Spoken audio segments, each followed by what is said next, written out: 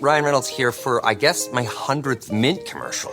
No, don't. I mean, honestly, when I started this, I thought I only have to do like 4 of these. I mean, it's unlimited premium wireless for $15 a month. How are there still people paying 2 or 3 times that much? I'm sorry, I shouldn't be victim blaming here. Give it a try at mintmobile.com/save. Whenever you're ready. $45 upfront payment equivalent to $15 per month. New customers on first 3-month plan only. Taxes and fees extra. Speed slower above 40 gigabytes. See details. Today on an all-new Dr. Phil. If you think only girls are dying to be thin, think again. I'm so afraid of what food will do to my body. I did 1,500 sit-ups and 400 push-ups. If I had my way, I would have 0 body fat on me. What do you think about the picture on the left here? That's actually kind of hard to look at. Body-obsessed boys. I can't stop.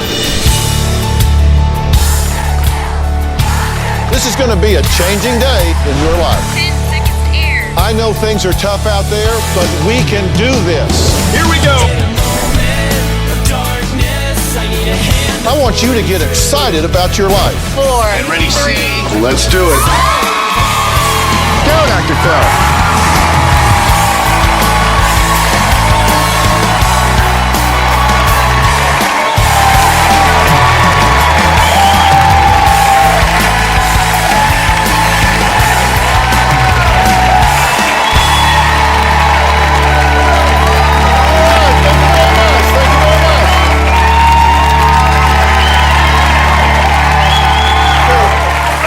Find today really interesting. We all know that we're inundated with unrealistic body images every day. Magazines, television, movies, billboards, everywhere you look, there are all these perfect people.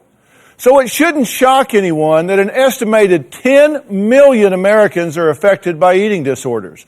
1 million of those are men, the majority under the age of 25. So this isn't just a girl problem, as most of the public still perceives it to be. Today we're talking about boys so body obsessed that they're putting their own lives at risk. Now my first guest, Eric, is now 15. He was always a normal weight for a kid his age, but then he became obsessed with working out. Eric was diagnosed with an eating disorder at the age of 12. His obsession continued until he was hospitalized this past summer with a dangerously low heart rate. When I look in the mirror, I want to be ripped. I want to see a six-pack. I want to have big arms. If I had my way, I would have 0 body fat on me and just be all muscle. I'm so afraid of what food will do to my body. There was one time where I ate a normal piece of cheese by accident, and after I looked at the package, I really started to freak out. So I immediately got on the treadmill and I ran 3 miles. I thought that wasn't even enough, so I ran another 2 after that. I almost feel like I'm not a teenager just because all my friends are out partying and I'm sitting at home worrying about what my next meal is going to be. Well, his worries began with what seemed like a typical teen hobby, a boy wanting to build some muscle. Eric says he idealized his father, Ken, who is an avid weightlifter. My obsession with being muscular started with my dad. He was always working out. He always had fitness magazines around. Eric especially wanted to work out. He would come down here and work out with me and really enjoyed it. He started exercising just unbelievable amounts. He said once he got started on this that this became an addiction and he couldn't stop himself. He lost so much weight and I was amazed at just absolutely no body fat, but you could see every vein in the kid. Basically he's told that he cannot come down and use the weight equipment and the doctors told him he can't touch it.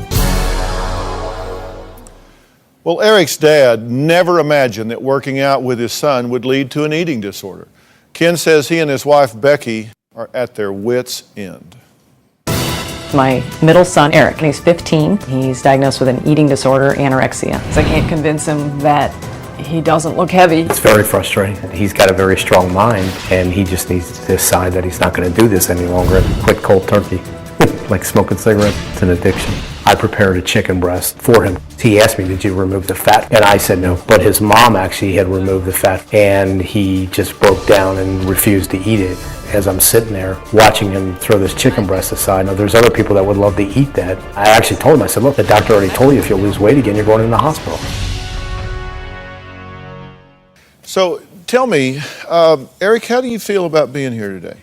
I'm just, happy I can finally tell my story and kind of give other kids who may be going through this problem, an idea of how much it can really hurt you and, that it's not worth any of it.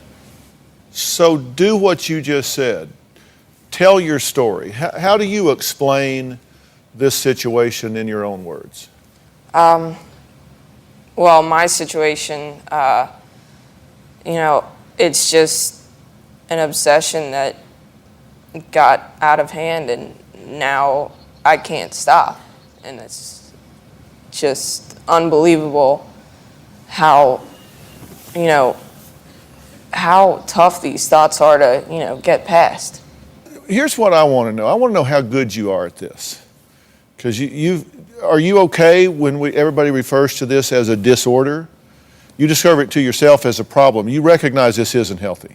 Yeah, I realize that now. So logically, intellectually, you can say, I know this isn't right, I know it isn't healthy, but you can't stop, you can't control it. Exactly. I have two different sides, I have the one side that knows that, what I'm doing isn't right and I'm hurting myself. And then I have the other side that just kind of takes over and it tells me that, okay, don't eat that, you don't need to do that. The doctors don't know what they're talking about. We always think about good and evil, the angel on one shoulder and the bad guy on the other shoulder, the devil on the other. Do you have that debate within yourself? I mean, does your intellect, your logic say this is not healthy, but then another part of you says don't eat it? Yes, about all of it, everything. That goes on all the time? All the time, every day. Okay. Ken, from the dad point of view, do you get that this has become involuntary with him? Because I know I've met with so many parents that deal with eating disorders, young, old, male, female, that a part of them says, just get over it and eat.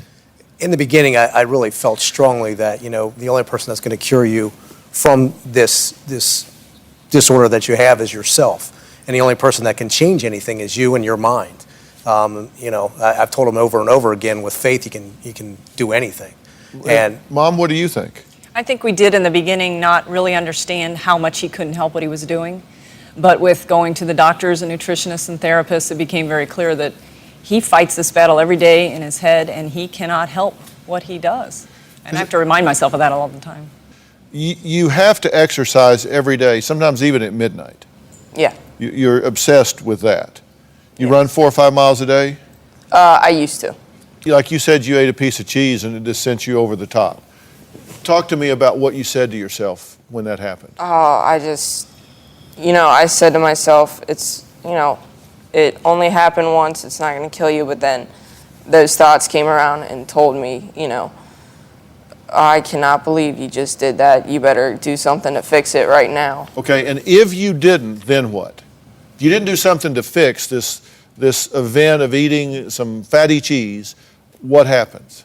Well, that was the thing. It was, a sense of not knowing, and that was a problem because, I kind of have to be in control of what happens to me, and when I don't know, that's when I get scared. Uh-huh. You see, I have to tell you, I've always struggled with labels. I have a hard time putting labels on people. That just bothers me. And I'm not sure that any eating disorder that anybody has is really an eating disorder. I think that's just a subcategory of obsession and compulsion and anxiety. That's the symptom by which it expresses. Some people have panic attacks, some people have eating disorders, some people are ritualistic in their behaviors, other people have eating disorders, but it kind of all comes from one thing. What do you think is your driver? This is what I meant when I said I want to see how good you are at this eating disorder. What's your driver? What pushes you? You don't do anything over and over if it doesn't serve a purpose. What purpose does this serve for you? I had the idea that it served the purpose to keep me healthy, to make me look good. What do you think about the picture on the left here? That's actually kind of hard to look at for me. Why? I just see, rolls on my stomach. Yeah. And my face just looks so big. Uh-huh. And what do you see on the right? besides a really cool hairdo. I like the hairdo. But other than that, what do you see on the right?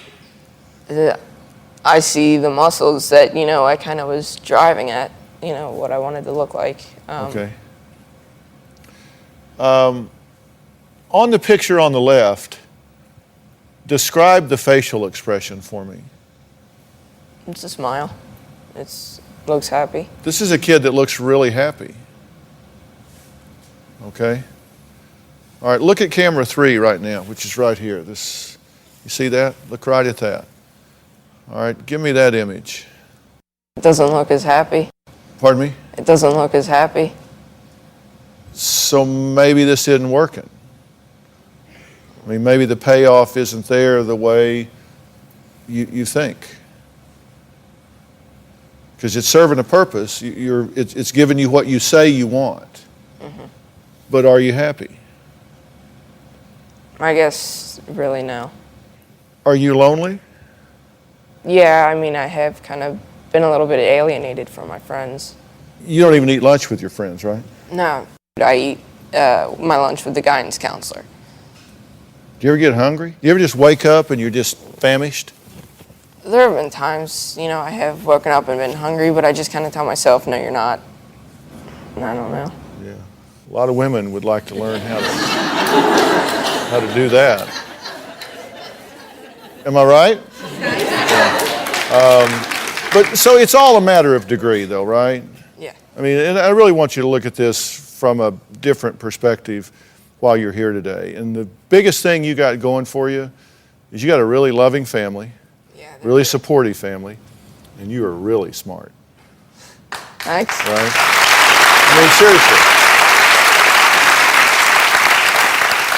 What's more, Eric has the courage to be here. I mean, just the courage to face this and come out knowing that it may result in this being taken away from him, that his access to the obsession, that his ability to immerse in this disorder could be taken away from him. You can't imagine how brave and courageous this young man is for being here.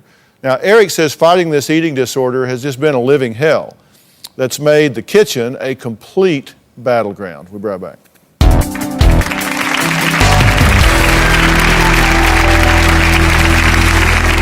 Everything has to be prepared exactly the way he wants it. He eats egg whites, and I have to crack the egg and kind of joggle the yolk back and forth and get all the egg white out. But if that egg yolk breaks a little bit and he sees a little bit of yellow in there, I have to throw it away.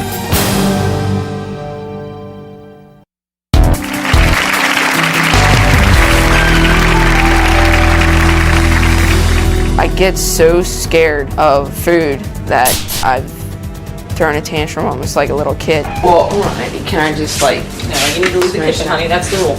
All right, well, can you cook the hash browns on the pan like you did? He may go slam the microwave door or slam the cupboards or punch something. I just freak out so much that I have a punching bag, punch it until my knuckles bleed.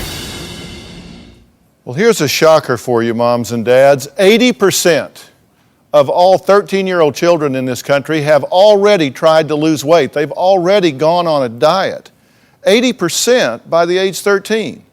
Now, for 15-year-old Eric, who's been fighting an eating disorder for 3 years, his fight against fat has become an obsession, complete with a full-on tantrum at mealtimes if he doesn't get what he wants. But he's not the only one that's frustrated in this kitchen. I'm real nervous and anxious when it comes to food preparation. Before I'd even put the food anywhere close to my mouth, I'd have to know the numbers on the nutrition label. Is the fat cut off of it, the benefits of the food. If it's even cooked on the same pan as something else that I wouldn't normally eat, then I won't eat it. We had to use different utensils. Nothing could touch anything else. He had to have his own drawers and shelves in the refrigerator that's just Eric's food. Everybody else is eating what's there at the table, but we're doing all this special stuff for one person, which is frustrating. Just to sit down and go through what Eric's going to eat for a day, it takes writing his menu, looking at the calories. It'll take a half hour, 45 minutes just to prepare the food. Everything has to be prepared exactly the way he wants it. He eats egg whites, and I have to crack the egg and kind of joggle the yolk back and forth and get all the egg white out. But if that egg yolk breaks a little bit and he sees a little bit of yellow in there, I have to throw it away. never do that. So we end up throwing away a lot of things if I do it wrong. It's a lot of pressure when you're the cook, believe me. It's not fun. This is hurting you. Well, it's just hard. It's frustrating to have other children in the house that we, make them eat whatever we put in front of them. We all eat the same thing, and then to have to treat him differently. But I've certainly learned over the last 3 years that I have to choose my battles. I mean, it's harder to argue with him about food preparation every single night than to just do what he. Okay, but you have become absorbed into the obsession. You're part of it, right? Yeah, I'm not acting the way I know I should. I'm giving in to these different things that he needs to have. But why? Probably just out of sheer frustration. Okay, to not but be fighting all the to time. throw a buzzword on you, that's enabling. Mm-hmm. You're allowing his obsession to dominate the home. Mm-hmm. And trust me, if you're going to draw a line in the sand and stop this, it's better today than tomorrow. It's better yesterday than today. Mm-hmm. I mean, there's a point at which you have to decide, I'm not going to be controlled by this. So you get a speck of a yolk, or you use a utensil that had some fat on it from something else, unacceptable to you, right? Yeah. Okay, so we got the tail wagging the dog here. You're caving to that, and my question is why? I'm the one who sees him when he falls apart too, and when he's, crying and so distressed, and sometimes I just want to avoid that. It's not the right thing to do, but I don't know what else to do. The other issue I think she has with it is the simple fact that if he doesn't want to eat it, he'll find other ways to take care of that issue. So what we found is, we went from a diet of probably 1,000 calories or less a day to where the doctors were pumping in, 250 extra calories every other day. So eventually we got to where it was almost 3,400 calories a day. 3,400 calories, and what we found out was he was eating that 1,000 still and throwing the other calories away. So he, and then if he'd go, any chance he had to work out or exercise or anything else, it just became that when it got to a certain point, he would break and revert back to We're trying to the stop cheating. it. But do you get what I'm saying? What you're saying makes no sense at one level and total sense at another level. It gets to the point where you just have no more resources to fight with, to resist with. You see the breakdowns, you become abusive when you get agitated, right? I really do. You become abusive in your language. He just becomes impossible to be around, right? Mm-hmm. And you've taken all that you can take. And it's, I've said it before, it's kind of like if somebody in the family gets cancer, the whole family has cancer. It affects everybody in some way. And when this exists, it affects your whole family, does it not? It definitely does. And we're going to talk about all the ways that happens and what to do about this. Because there are answers to this. Things really hit rock bottom when Eric was banned from the one thing he truly loves, which is exercise. We'll be right back.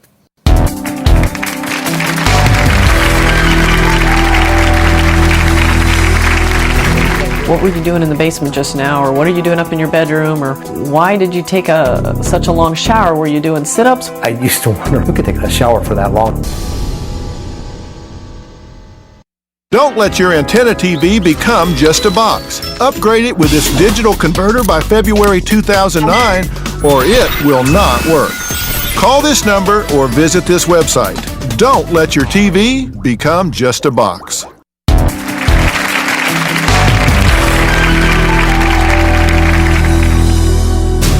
I found ways to sneak around the house, do push-ups, sit-ups here and there. Started out small and eventually progressed to thousands. One time I did 1,500 sit-ups and 400 push-ups. I would like my body to be nothing but muscle, but not so big that I'm like a caveman and I get stuck walking in between doorways. Well, today we're talking to 15-year-old Eric and his parents who say he is so obsessed with his body that he's developed an eating disorder. Now, getting Eric to eat has been a huge challenge in itself, but his parents, Becky and Ken, say getting him to stop working out has been near impossible.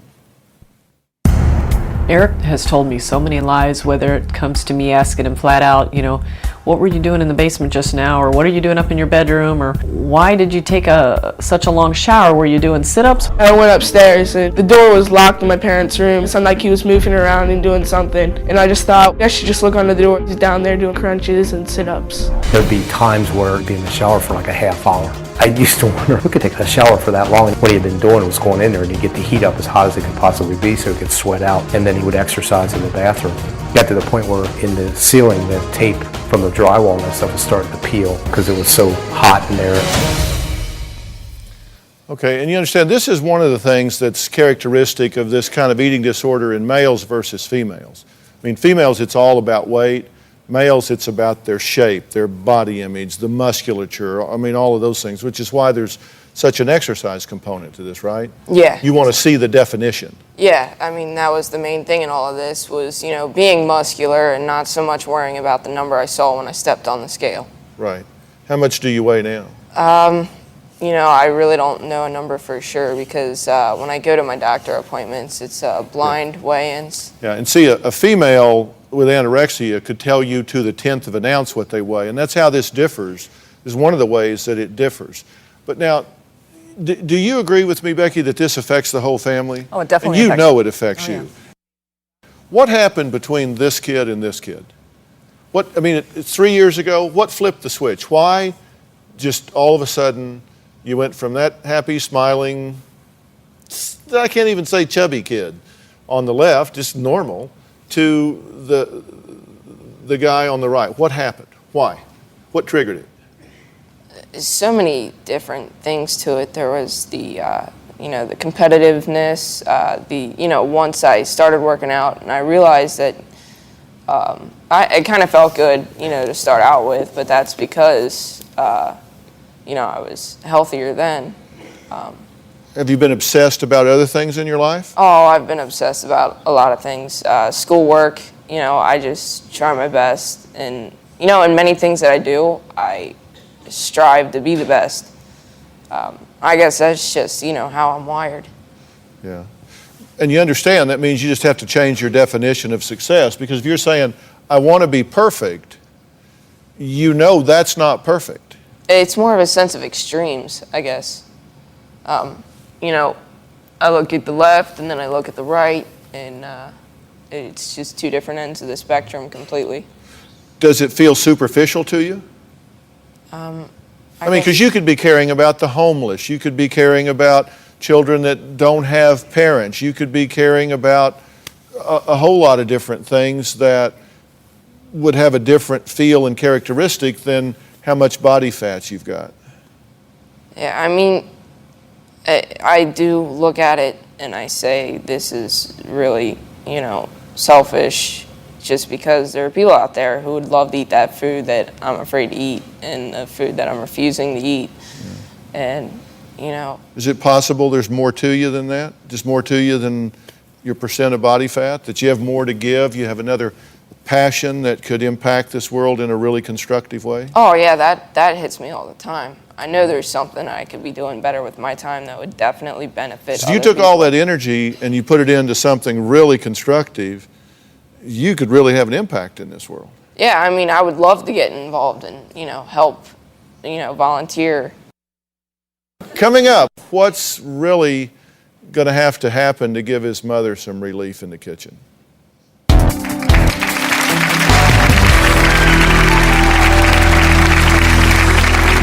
I'm not spending near as much time as I should with my youngest son, Scott, on his homework and doing athletic things with him because I can't leave Eric alone. I spend a lot of time trying to explain to Scott that this is just the way it has to be for now, and he's done a pretty good job of accepting that, but there's a lot of guilt on my part knowing that I'm probably neglecting him.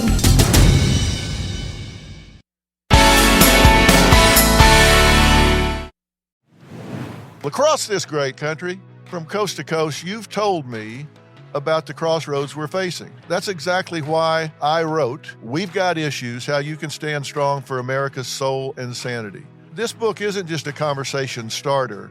It's a roadmap for standing strong in the face of adversity, for embracing our core values when they're needed most. We're talking about real strategies for real people dealing with real issues. from navigating the complexities of today's polarized world to fortifying our families. And I set forth in the book 10 principles that I think are critical for a healthy society. This is not about politics. I'm not a politician, don't want to be a politician, don't know enough about politics to talk about it. But I talk about every angle of life as we know it, from family and relationships to the burning issues that are shaping our world today. We've got issues, how you can stand strong for America's soul and sanity. And you'll find it anywhere books are sold. It's about time we start addressing what truly matters. This episode is brought to you by Experian. Are you paying for subscriptions you don't use but can't find the time or energy to cancel them? Experian could cancel unwanted subscriptions for you, saving you an average of $270 per year and plenty of time. Download the Experian app. Results will vary. Not all subscriptions are eligible. Savings are not guaranteed. Paid membership with connected payment account required. You're a podcast listener, and this is a podcast ad. Reach great listeners like yourself with podcast advertising from Lips and Ads. Choose from hundreds of top podcasts offering host endorsements, or run a reproduced ad like this one across thousands of shows to reach your target audience with Lips and Ads. Go to lipsandads.com now. That's LIBSYN ads.com.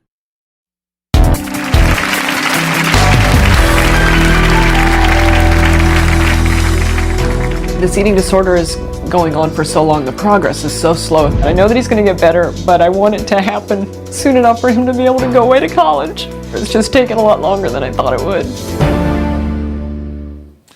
Well, we've been talking about eating disorders in boys today, not girls, but boys. 15-year-old Eric and his parents Becky and Ken are here talking about their ongoing battle that has continued for a long, long time here, 3 years at a minimum.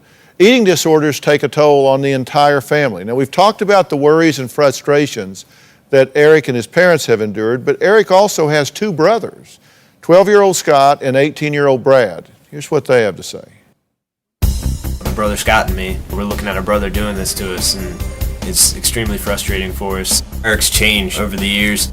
At first, it was just little things like he was exercising a lot, but then it kind of was really starting to control him. If I were to say something to him, he would blow up a lot more than usual, which is weird because, you know, it was all good-hearted and fun. And you could tell he was just kind of slowly becoming less Eric. The worst part about this is not being able to hang out with him and do the things that we used to be able to do all the time. We'll just used to like go around the ground, just kind of mess around for the fun of it, but now he's really mad and takes his anger out a lot. That's just because he's in bad moods because of what he's eating. I just look for the day when Eric's free of all this and, you know, we can just joke around and things won't be so serious. You want your life back? Oh, definitely. Your friends and just having fun and just being 15? Yeah. I mean, you really want that. Yeah, I miss all of it. Yeah. And maybe it's just me, but don't y'all like this kid? I mean, this is a nice kid. I mean, seriously. This is a nice family. I mean, it's a nice kid, and your other kids are a nice kid. I mean, y'all have done a great job. But this is out of control, and you recognize that. And I want to introduce somebody. Joining us today from Rogers Memorial Hospital Eating Disorder Center is Medical Director Dr. Ted Weltzine. Now, Doc, you've seen this many, many times, although you're one of the only treatment centers in the country that deals with males. That's correct. I mean, we have been specializing in treating people very much like Eric for many years, and this is a very familiar story. What do you hear him saying that becomes a hook, a lever to start working on this?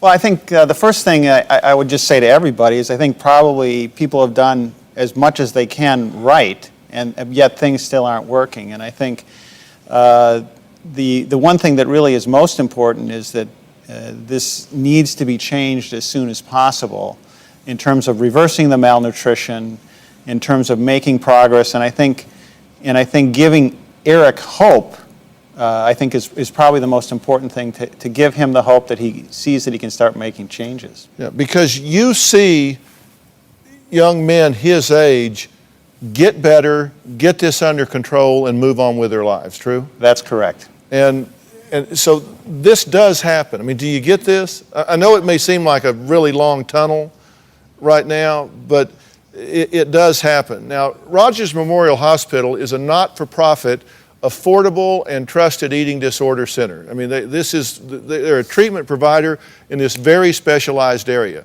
And they were the nation's first treatment center to offer residential treatment specifically tailored to males. Now, families and doctors turn to Rogers Memorial for eating disorder treatment for its proven history of recovery for children. That's important, recovery for children, adolescents, and adults.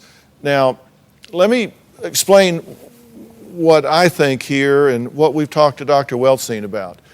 They have offered to do a full evaluation and treatment as needed for Eric. And let me tell you, these guys are the best of the best. And this is a situation where they are willing to step up and help you help yourself get control of this situation. Now, that may involve residential treatment, which means you may need to go there and stay there. But there will be an evaluation done to really find out what all is going on here. But you can do this, Eric. This is something that you can do. You can get your life back. You can get your health back. You can start being a fun teenager, and you can be rebellious and drive the car too fast and skip a test and cram for it the night before and do all the things that teenagers do, or at least mine did. I mean, and isn't that what you want to do? Exactly what I want to do. And you know that there is hope here. I mean, Dr. Weltzine says there's got to be hope here. I mean, Mom, Dad, do you hear what we're saying? Yeah. That would be wonderful. Yeah. Will you accept this incredibly generous offer from this cutting-edge treatment facility? That'd be outstanding. That'd be outstanding. Tell me what you're thinking, Becky. It would be wonderful. He needs it. He knows it. Yes, we would accept it.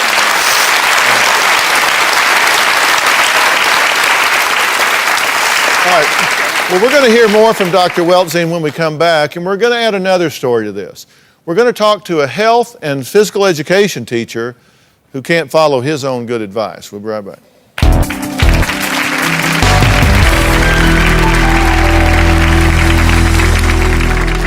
In the last 2 or 3 years, I've lost approximately 40 or 45 pounds.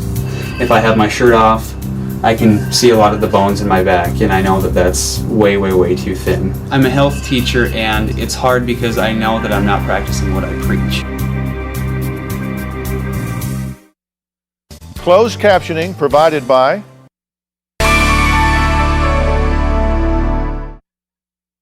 like to purchase a tape or transcripts of your favorite Dr. Phil show, please log on to drphil.com or call 866-4-DR-PHIL. That's 866-437-7445.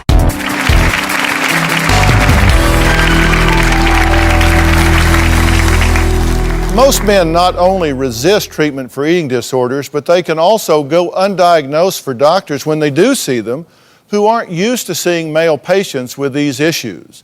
Now, we're talking about boys so body obsessed that they're putting their own lives at risk. 22-year-old Troy has not been diagnosed with a specific eating disorder, but he says his weight, exercise time, and calorie counting has taken over his life. He's 5'11". Troy once weighed in at a healthy 185. Today, he's a mere 138. I have an eating disorder. There are times when I eat very, very little. There's times when I eat normally, and then I fast. I exercise way too much. I'm embarrassed because it's generally a female problem. In the last 2 or 3 years, I've lost approximately 40 or 45 pounds. Usually when I see pictures, I can tell definitely up in here and through my face that I've lost a lot of weight. If I have my shirt off, I can see a lot of the bones in my back, and I know that that's way, way, way too thin. It started out really innocent, just changing certain habits to get healthy, and it's just gotten out of control. My push-ups and my leg raises and my run every day, that is what makes up my workout, and I do that every day, sometimes twice a day. I'm a health teacher, and it's hard because I know that I'm not practicing what I preach. I typically eat 1 to 2 meals a day, if that, and even those meals are getting smaller and smaller. I'm constantly cold. I walk around my home in a sweatshirt, a couple of shirts on, a couple pairs of sweatpants. I am scared for my life sometimes. My family is very worried about losing me. Okay. You're a gym teacher. You teach physical education and everything that goes along with it. That's right. But you don't practice what you preach. And not anymore. Not anymore. What happened? Why? How did you, as you were saying, you were weighing in at 185, very healthy, very muscular, very vibrant looking. Right. What flipped the switch for you? You know, I can't necessarily pick out a specific trigger, but like I said, it started out very innocent, making small changes just to become a healthier individual, and in that time it's just gotten out of control. Well, you've been sitting in the front row here listening to us talk with Eric. What do you hear? It's like listening to my own story replayed back to me. It's just a big eye-opener to know that someone so young is, going through the exact same thing I am. And how old are you? I'm 22.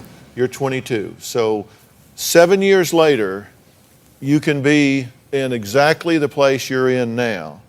If you get that, if you don't deal with this. Yeah, I understand. And this dominates your life at this point. That's correct. Going through 4 years of, secondary education, learning about every health aspect that I need to teach, it's very hard. I know in my heart what's right and what's wrong, but my mind plays a totally different game. Yeah. Well, I'm going to talk to both of these guys and Dr. Weltzine when we come back. And the most important things that you can do when you're battling an eating disorder. Lots to do in the next segment.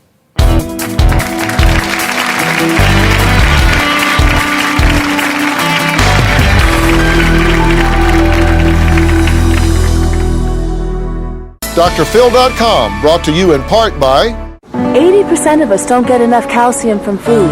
Our bodies can steal it from our bones. Give yourself some TLC, Tender Loving Caltrate, and give TLC to somebody you love. Travel consideration provided by Don't let ankle, knee, or wrist problems slow you down. Try Wellgate. Finally, support's made for a woman's body. Get moving and stay moving with Wellgate for Women. We do our shows in front of a live audience, and we have a great time here, don't we, everybody? So if you want to be in the Dr. Phil audience, go to drphil.com and click on Be in the Audience or call 323-461-PHIL, 323-461-7445.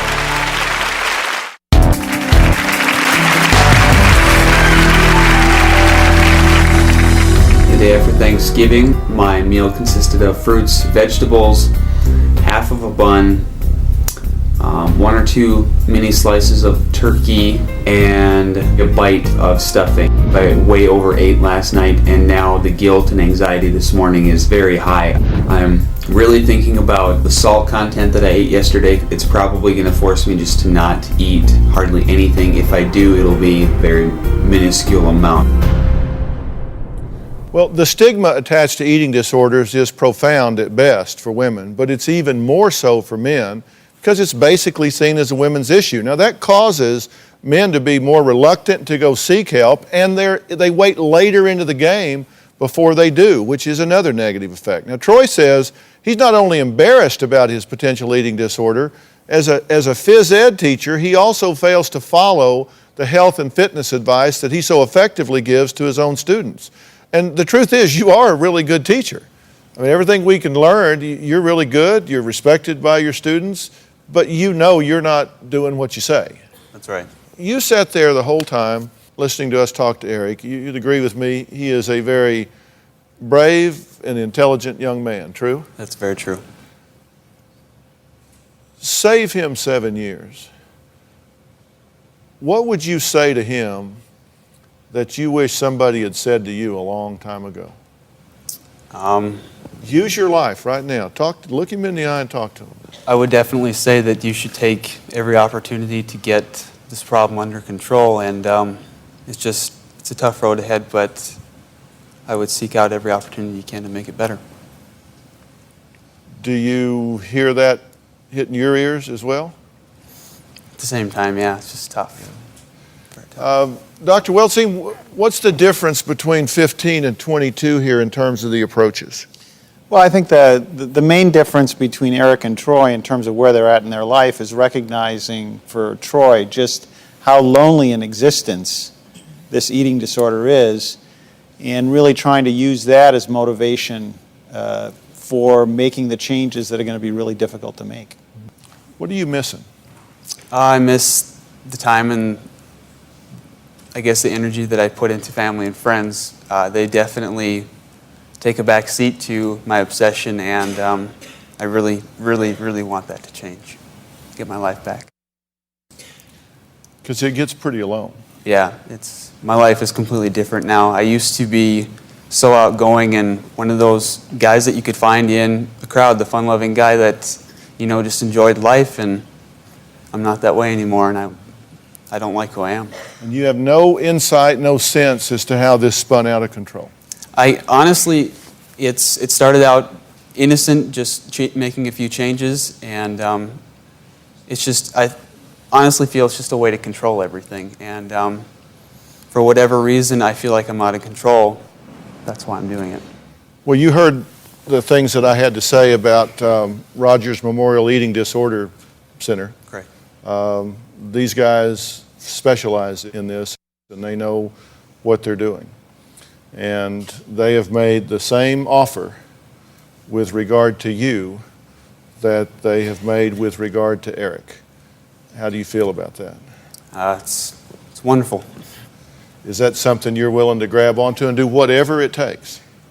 Yes. Because you have to understand, and Becky, Ken, there's a point at which it's beyond what mom and dad can do. I mean, Doc, would you agree with it? It gets to a point where it takes another level of expertise and professionalism to deal with it. This is a very difficult illness, but it's one that can be treated. Yeah. But it takes professionals to do it. You're in over your head, Mom. You can't take this much longer. It's driving you crazy. And you've got to have some skill sets that you just don't have. You're in over your head in handling this. You know you are. And this is going to get worse before it gets better if you don't do something about it. That's my biggest fear. Are you willing to accept the help that's being offered? Yes. It's not easy. Okay. We'll be right back.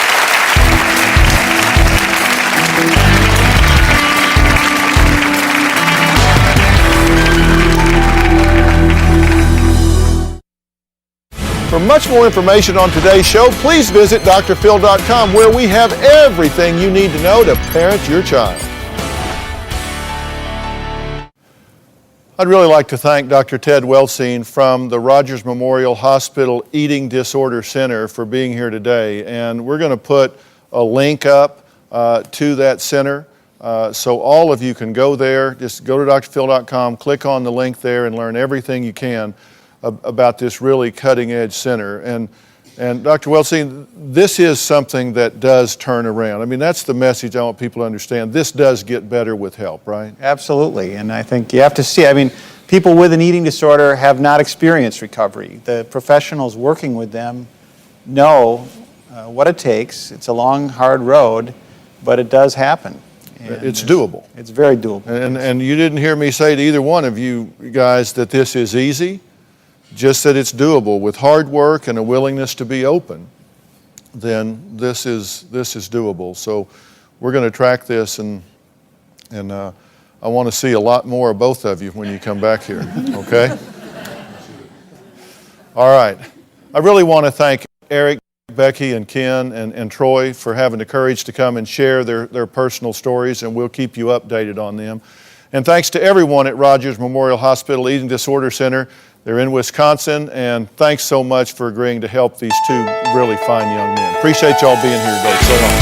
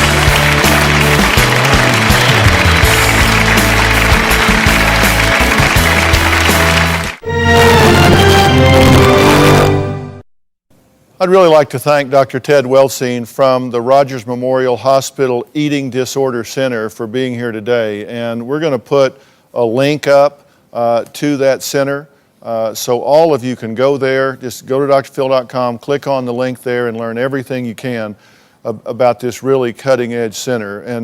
And Dr. Welsing, this is something that does turn around. I mean, that's the message I want people to understand. This does get better with help, right? Absolutely, and I think you have to see, I mean, people with an eating disorder have not experienced recovery. The professionals working with them know what it takes. It's a long, hard road, but it does happen.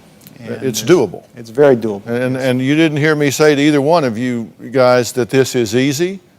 Just that it's doable. With hard work and a willingness to be open, then this is doable. So we're going to track this, and I want to see a lot more of both of you when you come back here, okay?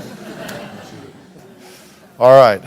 I really want to thank Eric, Becky, and Ken, and Troy for having the courage to come and share their personal stories, and we'll keep you updated on them. And thanks to everyone at Rogers Memorial Hospital Eating Disorder Center. They're in Wisconsin, and thanks so much for agreeing to help these two really fine young men. Appreciate y'all being here today. So long.